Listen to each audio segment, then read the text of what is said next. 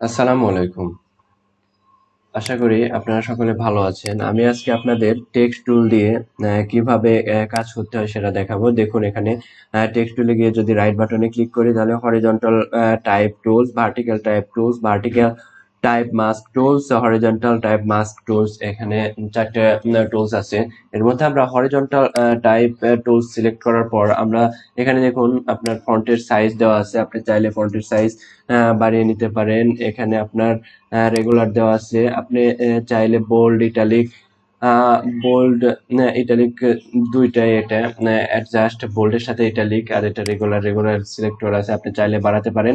এখানে আপনার দেখুন শার্পনেস আছে, শার্প, স্মুথ, আপনার যেটা মানে প্রয়োজন সেটা আপনি করতে পারেন। আর এখানে দেখুন আপনি মানে এটা দেখাচ্ছি সব। আর এখানে আছে আপনার ফন্টের ফন্ট। আপনি যে ফন্ট আপনার প্রয়োজন সেই ফন্টটা সিলেক্ট করতে পারেন। বোল্ড, ইটালিক, অনেক রকম ফন্ট আছে এখানে দেখুন। যে ফন্ট আপনার প্রয়োজন আপনার কাজের ক্ষেত্রে, যে ফন্টের লেখা আপনি সিলেক্ট করতে চান এখান থেকে ফন্ট সিলেক্ট করে নেবেন। আমার মাই রিড প্রো ফন্ট সিলেক্টর আছে, এটাই থাক। সরি, এটা ডিলিট। মাই রিড প্রো ছিল MYRID,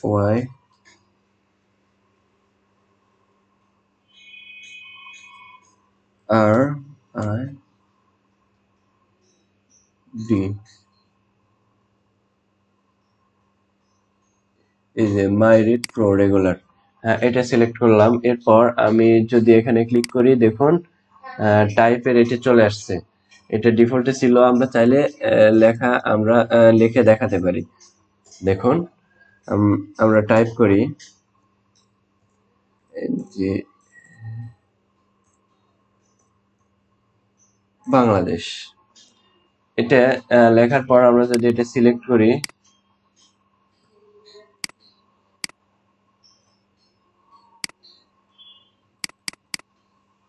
এভাবে ডবল টাচ দিলে এখানে সিলেক্ট হয়ে যাবে। এরপর আমরা চাইলে উইন্ডোজ থেকে আমরা ক্যারেক্টারটা অ্যাড করতে পারি। ক্যারেক্টার অ্যাড করলে দেখুন এরকম একটা বোর্ড অ্যাড হবে। এখানে দেখুন ক্যারেক্টারে আছে, এখানে আপনার ফন্টের মানে নেমটা আপনি চাইলে ফন্ট চেঞ্জ করতে পারেন। এখানে রেগুলার আছে, চাইলে আপনি ইটালিক করতে পারেন। দেখুন ইটালিক হয়ে গেছে।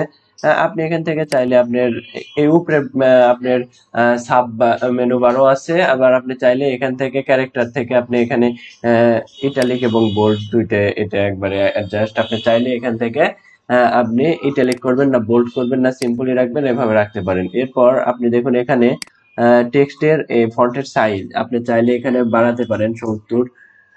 আমি 70 করে দিলাম। দেখুন বেড়ে গেছে। আমি 20 করে দিই। 20 20 করে ইন্টার, দেখুন অনেক ছোট হয়ে গেছে ফন্টের সাইজ। আর যদি 70 করে ইন্টার দিই দেখুন ফন্টের সাইজ কিন্তু অনেক বড় হয়ে গেছে। আমাদের 50ই পারফেক্ট ছিল, 50। এরপরে দেখুন এটা অটো করা আছে। আপনি চাইলে এটা কিভাবে দেখবেন থামেন আমি দেখাই। এটা কন্ট্রোল সি কপি, আবার কন্ট্রোল ভি পেস্ট,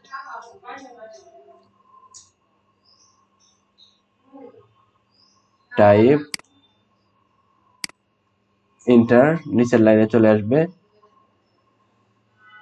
আর একটা টাইপ নিই আমরা, এখানে কন্ট্রোল ভি, বাংলাদেশ। এরপর আমরা যদি সিলেক্ট করি বাংলাদেশ, এখন যদি আমরা সিলেক্ট করার পর, সরি,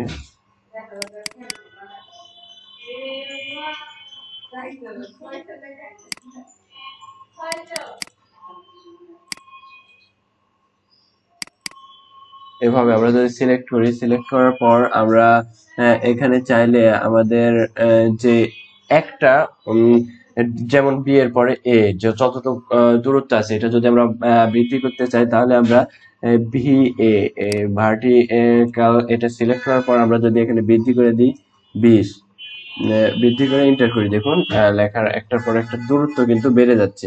এটা আপনাদের লেখার মানে এক একটা ওয়ার্ডের দূরত্ব বৃদ্ধি করা। আমি যদি এটা 50 করে 80 করে দিই, 80 এন্টার, দেখুন অনেক দূরত্ব বেড়ে গেছে। কিন্তু আপনি চাইলে এটা অনেক বৃদ্ধি করে দিতে পারেন, 200। এন্টার। দেখুন লেখার একটার পর একটা লেখার দূরত্ব বেড়ে গেছে। অনেক সময় আমাদের এইরকম কিন্তু ফন্ট লেখা লাগতে পারে যে এটা ঠিক আছে কিন্তু এটা একটার পর একটা ওয়ার্ড বৃদ্ধি করে ভার্টিলাইজেশন বাড়ানো লাগতে পারে। আমরা 85 রেখে দিই, স্বাভাবিক। এরপর এখানে আছে দেখুন আহ, এই লেখার সাইজ উপরে থেকে নিচে এটা বৃদ্ধি পাবে। এটা কিভাবে? আমরা এখানে সিলেক্ট করব, সিলেক্ট করার পর 100% আছে, এটা যদি আমরা 200 করে দিই দেখুন ডবল হয়ে যাবে। দেখছেন এটা কিন্তু লম্বার দিকে মানে ডবল হয়ে গেছে। এরপর সাইড দিকে যদি আপনি মোটা করতে চান লেখাটা, এটা আবার আগেরটা ঠিক করে রাখি 100।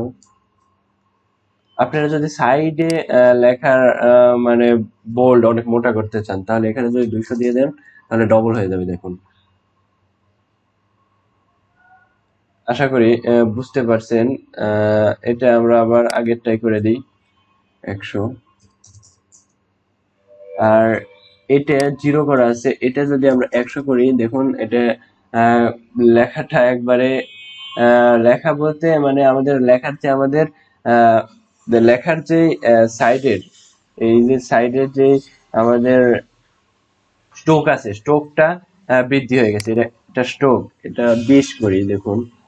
এই যে এর নিচে এই ফাঁকা অংশটা, এই ফাঁকা অংশটা বৃদ্ধি পাওয়ার কারণে লেখা উপরে চলে গেছিল, বোর্ড পার হয়ে চলে গেছিল। আমরা এটা সবসময় 0 রাখবো। চাইলে আমরা এখান থেকেও বিভিন্ন ফন্ট, যেমন এটা সব বড় হাতের আছে, আপনি চাইলে ইটালিক করে দিতে পারেন। এখান থেকেও ইটালিক, এখানে বোল্ড, আবার ইটালিক তুলে দিলেন, বোল্ডও তুলে দিলেন। এরপর যদি আপনি নতুন করে আরেকটা টেক্সট আনেন, দেখুন এখানে যদি আমি B A N G A A D E S, sorry,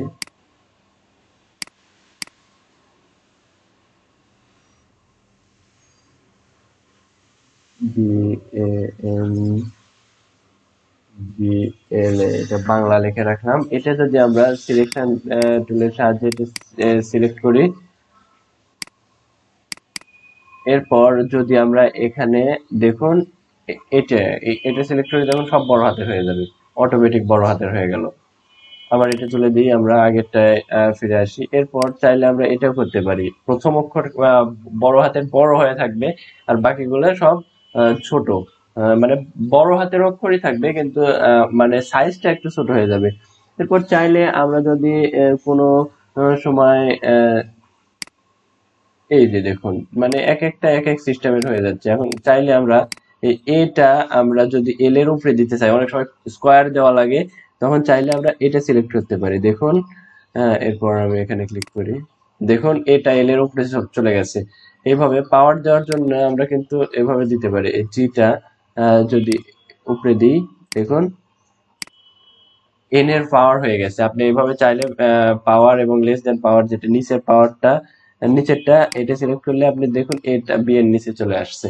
এইভাবে আপনারা এই ক্যারেক্টারের মাধ্যমে আপনারা বিভিন্ন শেপ, কালার, আপনি এখান থেকে চাইলে কালারও চেঞ্জ করতে পারেন। যেমন এটা সিলেক্ট করি, সিলেক্ট করার পর আমরা যদি এখান থেকে কালার সিলেক্ট করি দেখুন কালার চেঞ্জ হচ্ছে। রেড সিলেক্ট করি, এই যে কালার চেঞ্জ। এখান থেকে আপনি চাইলে বিভিন্ন রকমের কালার দিতে পারেন। এখান থেকে আপনি লেখার পুরো মানে সবকিছুই চেঞ্জ করতে পারেন। আপনি কালার, আপনার ফন্ট, এখানে ইটালিক, বোল্ড, রেগুলার, তারপরে লেখার একটার পর একটা দূরত্ব বৃদ্ধি করতে পারেন, কমাতে পারেন। প্রথমটা বড়, অনেক সময় দেখা যায় স্টোরির বইয়ে লং ডেজ অ্যাগো এরকম লেখা থাকে, এটা দেওয়া থাকে বড়, আর তারপরে লং ডেজ অ্যাগো এরকম একটা গল্প ইংলিশ গল্পের দেওয়া থাকে গল্পের বইয়ে, কিংবা বাংলা গল্পে তো ক বড় করে দিয়ে তারপরে আহ, রূপকথার গল্প র বড় করে দিল, আর বড় অন্যগুলো ছোট করে দিল। এইভাবে দেওয়ার জন্য আপনারা এটা ক্যারেক্টার থেকে আপনারা এইভাবে মানে যেরকম আপনাদের প্রয়োজন সেরকম ভাবে সাইজ করে নেবেন। এরপর দেখুন ভার্টিক্যাল টাইপ টুলস, এটা যদি আমরা সিলেক্ট করি এখানে, এখন যদি লিখি দেখুন উপরে থেকে লেখা নিচের দিকে আসবে।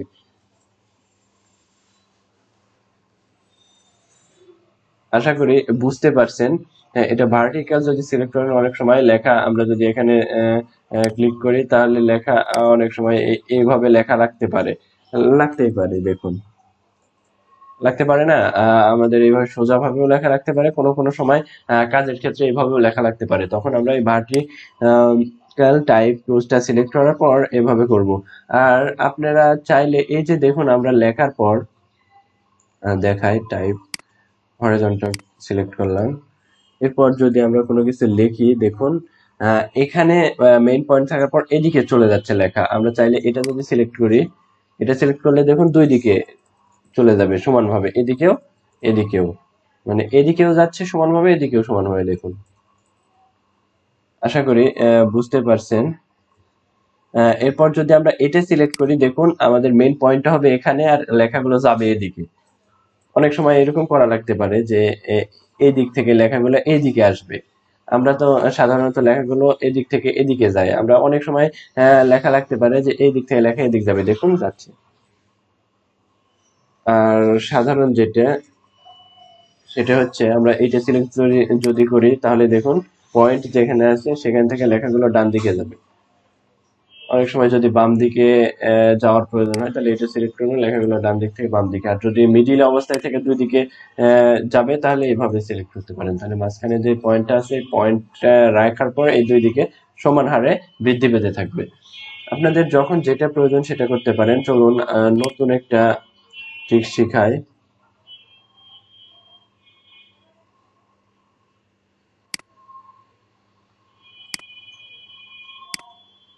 ওপেন, এরপর যদি আমরা একটা দৃশ্য সিলেক্ট করি যেমন এইটা, এরপর ওপেন হওয়ার পর আমরা যদি এই টেক্সটের ভার্টিক্যাল টাইপ মাস্ক টুলস এটা সিলেক্ট করার পর হরিজন্টাল টাইপ মাস্ক টুলস এটা আগে সিলেক্ট করি। এরপর যদি আমরা এখানে লিখি বাংলাদেশ, ANGLAD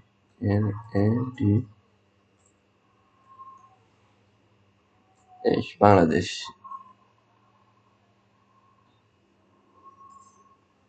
বাংলাদেশ এটা আমরা চাইলে এটা বড় করতে পারি। এটার সাইজটা 200 বড় করে নিলাম, সরি বেশি বড় হয়ে গেছে 100। এরপর এটা যদি আমরা মুভ টুলের সাহায্যে দেখুন সিলেকশন হয়ে গেছে।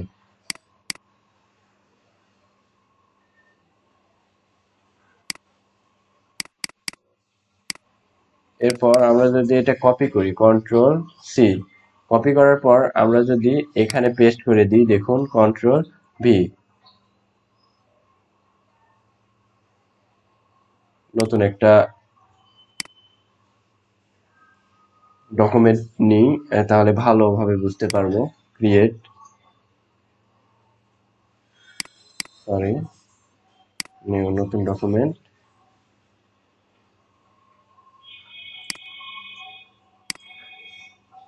ক্রিয়েট। এখানে যদি কন্ট্রোল ভি করি, সরি এটা কপি হয়েছে,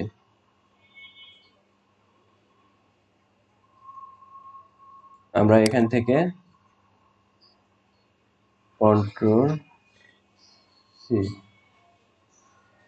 এখানে যদি কন্ট্রোল ভি পেস্ট করি তাহলে দেখুন ওখানে যে কালার গুলো ছিল অটোমেটিক কালার গুলো নিয়ে নিচ্ছে।